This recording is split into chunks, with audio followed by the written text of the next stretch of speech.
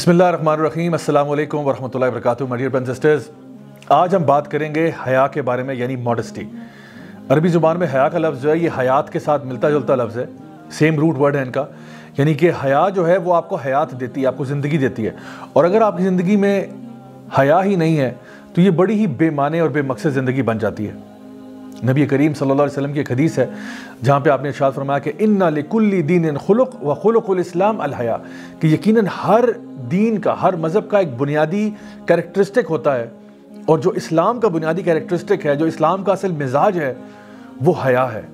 ایک اور حدیث میں آپ نے یہ بات ارشاد فرمائی کہ اگر تمہارا حیا چلی جائے تو ایمان بھی چلا جاتا ہے، یعنی دونوں بالکل ساتھ ساتھ ہیں۔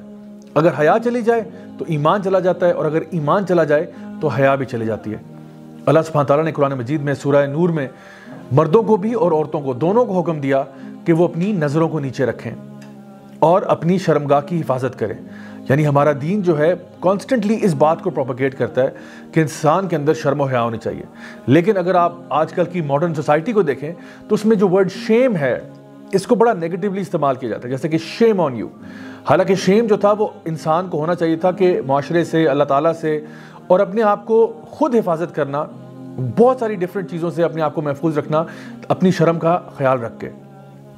نبی کریم صلی اللہ علیہ وسلم نے ہمیں بار بار اسی چیز کی تعلیم بھی دی، لیکن بہرحال آج کل کا جو میڈیا ہے وہ اس بات پر تلا ہوا ہے کہ عورتوں کو ایکسپوز کرنا۔ یہ ویسٹرن سوسائٹیز جو ہیں وہ ایک طرف تو ویمنز رائٹس کو چیمپئن کرتے ہیں، لیکن یہی وہ لوگ ہیں جو کہ ویمن کو ایکسپلائٹ بھی کرتے ہیں ان دا نیم آف انٹرٹینمنٹ۔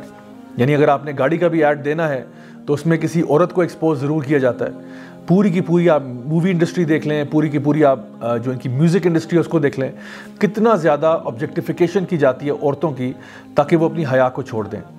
یاد رکھیے کہ حیا جو ہے وہ دو قسم کی ہوتی ہے، ایک تو اچھی حیا ہوتی ہے اور ایک بری حیا ہوتی ہے۔ اچھی حیا یہ ہے کہ آپ کے دل میں شرم محسوس ہو کہ میں کوئی بھی ایسا کام نہیں کرنا چاہتا جو اللہ اور رسول کے دین کے خلاف ہے، اور بری حیا یہ ہے کہ آپ نیک کام کرنے میں شرما جائیں۔ یعنی آپ نماز پڑھنے جا رہے تھے، آپ کے دوست یار وہاں بیٹھے ہوئے تھے، لیکن آپ نماز نہیں پڑھنا چاہ رہے، کیوں؟ کہ لوگ کہیں گے کہ اوہو یہ تو بڑا مولوی ہو گیا۔ یہ غلط بات ہے۔ یا کوئی یہ کہے کہ تم بہت نیک ہو گئے، ہم بڑے گناہ گار ہیں جو تم اٹھ کے نماز پڑھنے جا رہے ہو۔ تو کبھی بھی نیکی کو کرنے میں حیا نہیں ہونی چاہیے، لیکن برائی کو کرنے میں لوگوں کی بھی حیا ہونی چاہیے، اور اللہ تعالیٰ سے سب سے زیادہ آپ کو حیا ہونی چاہیے۔ چاہے آپ اکیلے میں انسان بیٹھا ہو، اس کو معلوم ہو کہ میرا اللہ تو مجھے دیکھ رہا ہے۔ اس لیے یہ چیز بڑی اہم ہے ہم سب کو فالو کرنے کے لیے۔ ایک بہت ہی زبردست کتاب ہے سلسلہ مفسدات القلوب شیخ صالح المنجد کی، جس میں وہ دو بہت ہی خوبصورت واقعات کا ذکر کرتے ہیں جو میں آج آپ کے سامنے پیش کرنا چاہتا ہوں۔ چھوٹی چھوٹی سی دو سٹوریز ہیں۔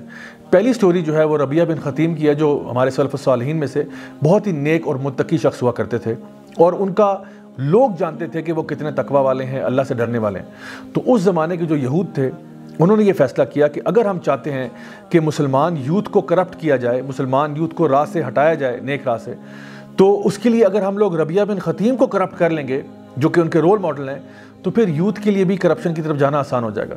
تو انہوں نے کیا کیا، اس علاقے کی سب سے خوبصورت لڑکی کو تلاش کیا جو کہ ایک طوائفہ تھی، اور اس کو یہ کہا کہ ہم تمہیں پیسے دیتے ہیں کہ تم جا کے ربیعہ بن خطیم کو اپنی طرف مائل کرنے کی کوشش کرو۔ وہ لڑکی جو تھی وہ انتہائی خوبصورت تھی، اس نے مسجد کے باہر ویٹ کرنا شروع کیا۔ ربیعہ بن خطیم وہاں سے نکلتے ہیں، وہ ان کے پیچھے پیچھے چلنا شروع کر دیتی ہے۔ جب آپ اپنے گھر تک پہنچے تو اس نے پیچھے سے شعر و شاعری میں کچھ زبردست قسم کے کلمات ارشاد فرمائے، اور یہ کہا کہ کیا تم نہیں دیکھنا چاہتے مجھ حسین عورت کی طرف، میں تمہارے لیے یوں کر دوں گی، تمہارے لیے ایسا کر دوں گی، تمہاری زندگی میں بہاریں آ جائیں گی، اور بڑی بڑی ایسی پیاری اور خوبصورت باتیں اس نے کرنا شروع کر دیں۔ اب ایک تو لڑکی خوبصورت ہے، اوپر سے اس کی آواز بہت سریلی ہے، اوپر سے وہ جو کلام پڑھ رہی ہے وہ ایسا ہے کہ جو دل کو پگھلا کے رکھ دے۔ ربیعہ بن خطیم پیچھے مڑ کے دیکھتے ہیں اور اس کو اشعار میں ہی جواب دیتے ہیں کہ اے عورت، وہ دن کیسا ہوگا جب تیری یہ خوبصورتی چلی جائے گی، وہ دن کیسا ہوگا جب تو دنیا سے چلی جائے گی اور تجھے پھر قبر کے اندر دفنا دیا جائے گا، وہ دن کیسا ہوگا جب منکر اور نکیر تیرے ساتھ قبر میں داخل ہوں گے اور تجھ سے سوال پوچھیں گے، من ربوں کا، بتا تیرا رب کون ہے، ماں دینوں کا، بتا تیرا دین کیا ہے، من نبیوں کا، بتا تیرا نبی کون تھا جس کو تو فالو کرتی تھی۔ اور اگر تو جواب نہ دے پائی اس دن تو سوچ کہ تیرے ساتھ کیا سلوک ہوگا قبر کے اندر، اور پھر تو اللہ کے سامنے کیسے جائے گی قیامت والے دن۔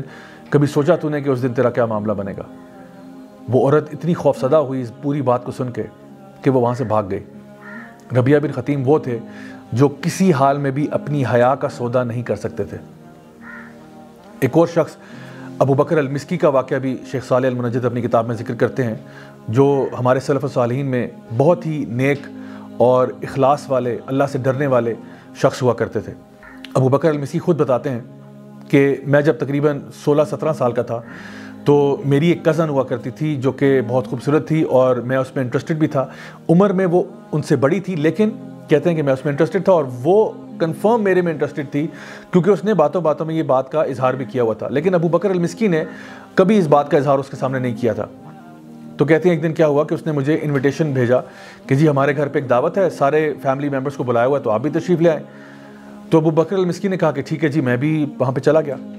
اچھا، جب وہاں پہ جاتے ہیں تو کہتے ہیں کہ میں نے دیکھا کہ وہاں پہ کوئی بھی نہیں تھا سوائے میرے، اور ایک دم سے وہ دروازہ جو ہے وہ بند کر دیا اس نے، اور اس نے مجھے کہا کہ میں تو کب سے اس انتظار میں تھی کہ آپ اور میں اکیلے ہوں۔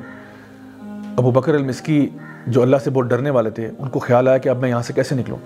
انہوں نے جواب میں کہا کہ اگر آپ سچ پوچھیں تو میں بھی آپ میں بہت انٹرسٹڈ ہوں، اور مجھے بھی بڑی خوشی ہے کہ ہم دونوں آج اکیلے ہیں اور ایک ساتھ ہیں، لیکن چونکہ میں یہ ایکسپیکٹ نہیں کر رہا تھا، مجھے تھوڑی سی مہلت دیں کہ میں ذرا واش روم سے ہو آؤں اور ذرا فریش اپ ہو کے پھر آپ کے پاس میں آتا ہوں۔ تو اس نے کہا ٹھیک ہے جی، آپ جائیں، اور جب آپ واپس آئیں گے تو میں آپ کا انتظار کر رہی ہوں گی۔ ابو بکر المسکی واش روم جاتے ہیں اور قضائے حاجت کے لیے، اور پھر جو بھی اپنا جو ریفیوج ہے، جو گند بلا ہے، اس کو سارا اپنے اوپر مل لیتے ہیں، اپنے پورے کپڑوں کے اوپر، لباس کے اوپر۔ یعنی بڑا کراہیت والا کام ہے، بڑا ہی آپ سمجھ لیں کہ ایسا کام ہے جو کوئی انسان بھی اس کو کرتے ہوئے اس کو بڑی گھن محسوس ہوگی، اور انتہائی مکروہ کام ہے۔ انہوں نے سارا وہ گندگی اٹھائی اور اپنے کپڑوں پہ مل دی، اور پھر باہر آ کے اس سے پوچھتے ہیں کہ کیا اب بھی تم مجھ سے پیار کرتی ہو؟ وہ عورت سخت خفا ہوئی اور اس نے غصے سے ان کو کہا کہ اب آپ میرے گھر سے نکل جائیں، میں نے اتنی محنت کی، اپنے گھر والوں کو نکالا، جو بھی سرونٹس ہیں، گھر کے ملازمین ہیں، ان کو بھیجا، اور آپ میرے ساتھ یہ سلوک کرتے ہیں۔ ابو بکر المسکی نے جلدی سے دروازہ کھولا اور وہاں سے نکلے اور دوڑتے دوڑتے اپنے گھر واپس چلے گئے۔ کہتے ہیں کہ میں نے اپنا لباس چینج کیا، غسل کیا، وضو کیا، اس کے بعد میں نے نماز پڑھی، اللہ تعالیٰ کے آگے گڑ گڑا کے دعائیں کیں اور معافی مانگی کہ اللہ مجھ سے غلطی ہو گئی۔ اور کہتے ہیں کہ میں جائے نماز پر گر گیا اور روتا رہا حتیٰ کہ میری آنکھ لگ گئی، اور جب میں صبح اٹھتا ہوں تو فجر کی اذانوں کے اوپر میری آنکھ کھلتی ہے، اور میں جب سمیل کرتا ہوں تو پورے کمرے سے اتنی زبردست خوشبو آ رہی ہے، تو میں حیران تھا کہ یہ خوشبو کہاں سے آ رہی ہے۔ تو کہتے جب میں نے ادھر ادھر دیکھنا شروع کیا تو پتہ چلا کہ میرے اندر سے ہی خوشبو آ رہی تھی۔ اور پھر یہ سٹوری جب اپنے اسٹوڈنٹس کو سنا رہے تھے تو انہوں نے کہا کہ میرے پیارے اسٹوڈنٹس، میری بات غور سے سن لو کہ وہ دن اور آج کا دن وہ خوشبو میرے جسم سے نہیں گئی۔ سبحان اللہ، یہ وہ اللہ کے لوگ تھے جو اس آیت پر ایمان لاتے تھے، اما من خاف مقام ربہ ونہى النفس عن الہوى فإن الجنۃ ہی المأویٰ، کہ جو شخص بھی اللہ کے سامنے پیش ہونے سے ڈرتا رہا اور جس نے اپنے نفس کو قابو کیا تو جنت اسی کے لیے ہے۔ My dear brothers and sisters, یہ وہ لوگ تھے جو اپنی حیا کی اتنی حفاظت کرتے تھے، مکروہ کام بھی کر لیتے تھے حیا کو بچانے کے لیے۔ لیکن آج ایک ایسا دور ہے جب ہم لوگ بے حیائی کی طرف کھنچے چلے جا رہے ہیں۔ یہ وقت آ گیا کہ ہم سوچیں اور غور کریں کہ کیا واقعی ہمارا ایمان اتنا کمزور ہے کہ چھوٹی سی ٹیمپٹیشن کی طرف ہم اپنے ایمان کا سودا کر دیتے ہیں۔ میری دعا ہے کہ اللہ تعالیٰ ہم سب کو باحیا رکھے، ہمیشہ دین اسلام پر چلنے کی توفیق عطا فرمائے، اور ہم سب کو جنت الفردوس والا بنا لے۔ Until next time, this is me, Raja Zawlak, signing off. Wassalamu alaikum wa rahmatullahi wa barakatuh.